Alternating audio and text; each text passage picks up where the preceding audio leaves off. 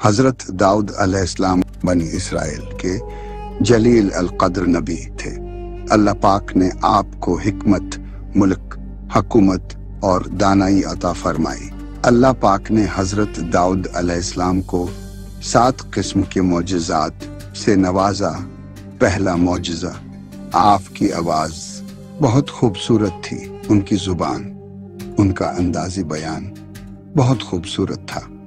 حضرت داؤد کا دوسرا معجزہ یہ تھا کہ ان پر آسمان سے ایک کتاب نازل ہوئی تھی جس کا نام ہے زبور، اور جسے انگلش میں The Book of Psalms کہتے ہیں، نظموں کی کتاب، کہ جس میں آسمانی احکام خوبصورت نظموں کی صورت میں ہوا کرتے تھے۔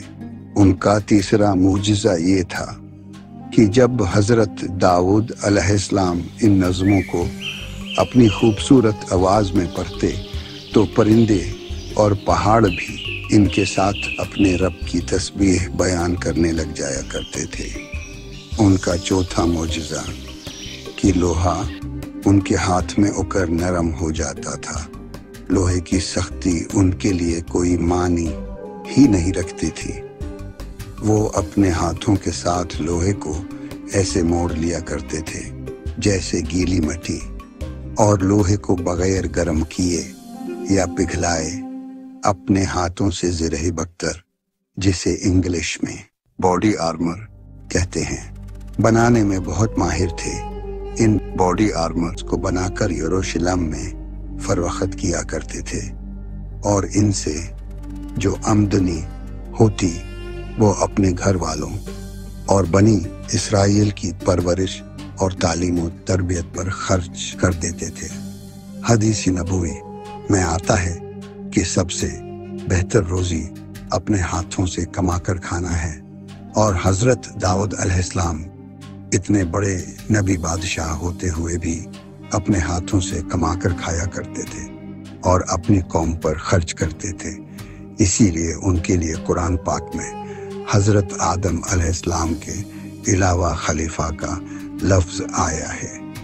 حضرت داؤد علیہ السلام کا 5واں معجزہ، اللہ پاک نے انہیں 2 زبردست قوتوں سے نوازا۔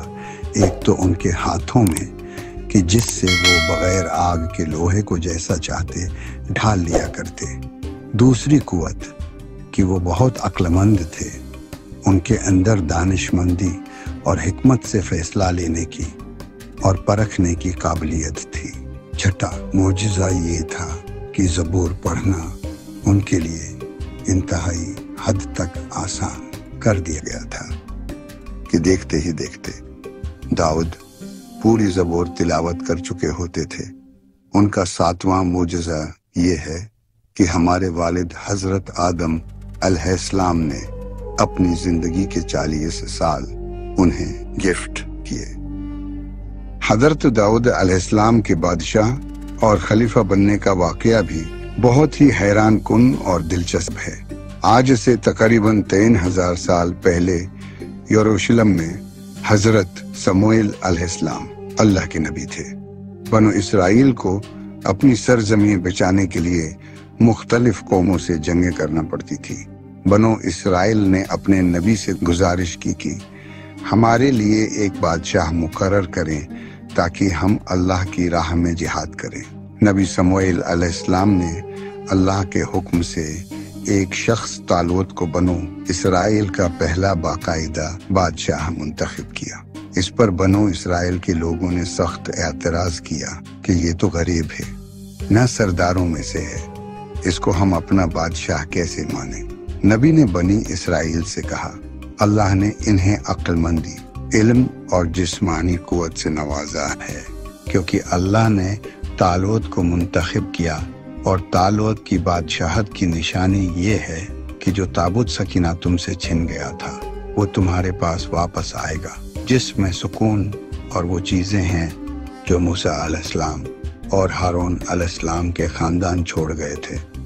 یہ تابوت فرشتے اٹھا لائے، اور یہ طالوت کی حکومت کی تصدیق تھی۔ اللہ کے حکم سے طالوت نے فوج کو لیا اور جنگ کے لیے نکل پڑے۔ راستے میں ایک دریا تھا جسے پار کر کے دوسری جانب جانا تھا۔ अल्लाह की तरफ से आजमाइश आ गई। तालूत ने दरिया के किनारे सब्र व ज़ब्त का इम्तिहान लिया कि इस दरिया से जो पेट भर के पानी पिएगा वो हम में से नहीं, सिवाय एक आध घूंट पानी के। तो बहुत कम लोग साबित कदम रहे। उन्हीं में एक नौजवान दाऊद भी थे जो बकरियां चराते थे, सादा मगर मजबूत ईमान वाले, रोबदार। कदो कामत के साथ तालूत की फौज के साथ आए। तालूत और बाकी लोग दरिया पार करके दूसरी तरफ गए। इस बार बनो इसराइल का सामना एक ऐसी कौम से था जिनकी तरफ से लड़ने के लिए एक बहुत लंबा चौड़ा और ताकतवर शख्स जिसका नाम जालूत था। जालूत कबाइल का एक जालिम सरदार था। वो बहुत जालिम इंसान था, कोई उसका मुकाबला नहीं कर सकता था। पैरों से लेकर सिर तक जीरा पहना हुआ सामने खड़ा है। दोनों लश्कर आमने सामने हुए, तलवारें टकराएं, तेल बरसने लगे और मैदानी जंग गुबार से भर गया। तालूत की छोटी फौज बहुत बहादुरी से लड़ती, मगर जब जालूत के सामने आती तो वो उनको कुचल देता। बनो इसराइल के लोग जीत पा ही नहीं रहे थे। लोग उससे बहुत खौफजदा थे। आखिर बनो इसराइल ने तालूत से कहा, हम जालूत का मुकाबला नहीं कर सकते। इतने में हजरत दाऊद अलैहिस्सलाम निकले और जालूत के सामने आए। उनके पास गोफन, जो गुलेल नुमा चीज होती है, और चंद पत्थर थे। हजरत दाऊद अलैहिस्सलाम ने अल्लाह पर भरोसा किया। एक पत्थर अपने गोफन में डाला और तेजी से घुमाया और एक सिरा छोड़ दिया। पत्थर अल्लाह के हुक्म से सीधा जालूत को माथे के निशाने पर लगा और जालूत समय पर गिर गया। उठने की कोशिश की मगर वहीं हलाक हो गया। इस एक वार ने जंग का पांसा पलट दिया। मैदानी जंग पर खामोशी छा गई। काफिर फौज हका बका रह गई और अहली ईमान खुशी से नारे लगाने लगे, असल ताकत ईमान, तवक्कुल और इखलास है, न कि सिर्फ ज़ाहिरी असलहा। अल्लाह की मदद से मुश्किल घड़ी में थोड़ी मगर पुराज़म जमात बड़ी फौज पर गालिब आ सकती है। कामयाबी के बाद शुक्र और इनकसारी का मकाम आता है। इसी पर अल्लाह मजीद नेमतें देता है। यही वो लम्हा था जब अल्लाह ताला ने हजरत दाऊद अलैहिस्सलाम को इज्जत, शुहरत और बाद में नबूवत और बादशाहत अता फरमाई। इतना सब कुछ मिलने के बावजूद हदीस में आता है, इंसानों में सबसे ज्यादा इबादत करने वाले इंसान हजरत दाऊद अलैहिस्सलाम थे। हमें भी चाहिए हर वक्त अपने रब की तस्बीह बयान करें और अल्लाह की इबादत और शुक्रगुजारी अदा करें। नाज़रीन, अगर आप चाहते हैं कि हम मजीद अनबिया अलैहिमुस्सलाम के वाक़यात आप तक पहुँचाएं तो चैनल को सब्सक्राइब करें और वीडियो को लाइक ज़रूर करें और हमारी कमी कोताहियों को कमेंट्स करें ताकि हमारी इस्लाह हो सके।